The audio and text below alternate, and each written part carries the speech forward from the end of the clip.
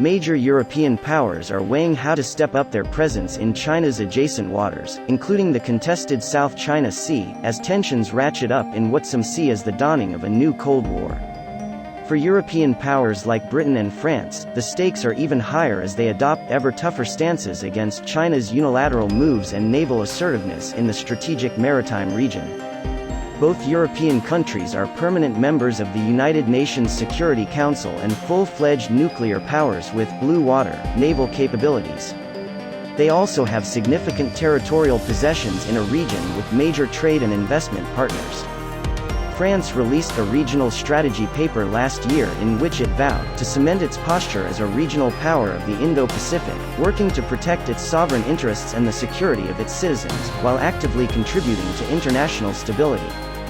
Earlier this month, Germany waded into Asian waters via a 40-page policy guideline that said, among other ambitions, that it aims to make an active contribution to shaping the international order in the Indo-Pacific. The pronouncement was significant considering Germany has neither territorial possessions in the region nor blue water naval capability to project power in faraway oceans.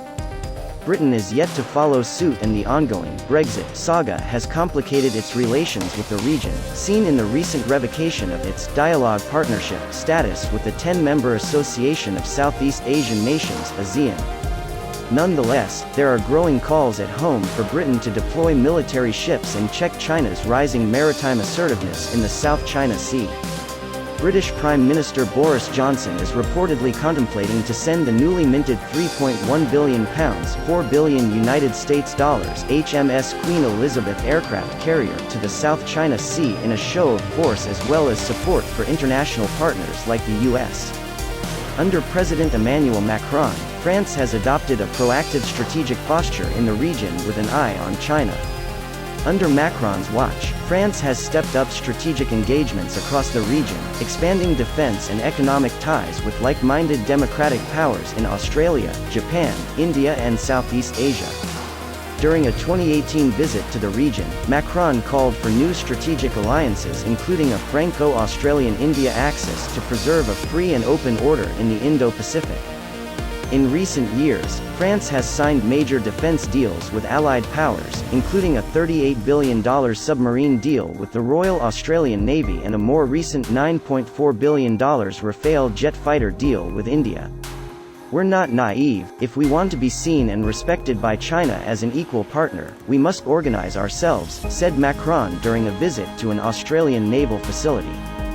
During his visit to China earlier that year, Macron told his Beijing hosts that the country's economic initiatives should not be one-way and instead should ensure the interests of partner nations. France has also flexed its naval muscles as part of broader US-led efforts to preserve freedom of navigation and overflight in China's adjacent waters. Last year, China unceremoniously disinvited France from the 70th anniversary of the People's Liberation Army Navy celebrations after the French frigate Vendémiaire F-734 conducted freedom of navigation operations in the Taiwan Straits. A key U.S. ally, post-Brexit Britain is now contemplating its next move. This week saw the HMS Queen Elizabeth aircraft carrier conduct preliminary drills as it prepares for more distant deployments in 2021. Next on the calendar is joint exercises with the U.S. involving newly acquired F-35 Lightning fighter jets, as the British aircraft carrier prepares for strike carrier capability declaration in coming months.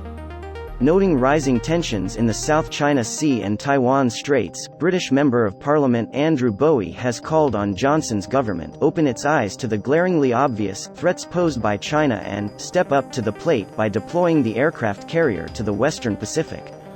The size of the Chinese fleet and its rate of growth should be a clear warning of China's determination to become a maritime superpower, warned the British parliamentarian and former naval officer.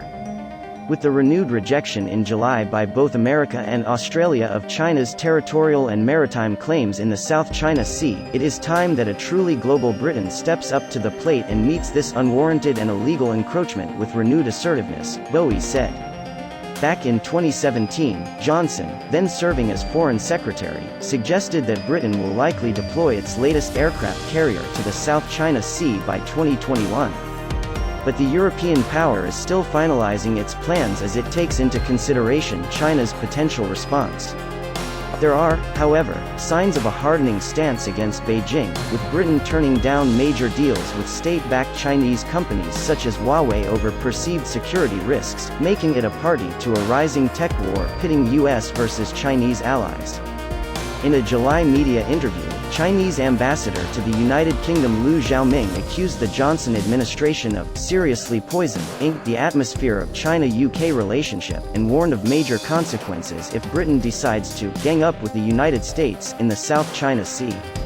After Brexit, I think the UK still wants to play an important role in the world. That is not the way to play an important role, the Chin's envoy said, echoing earlier threats to prospective trade and investment deals with Britain.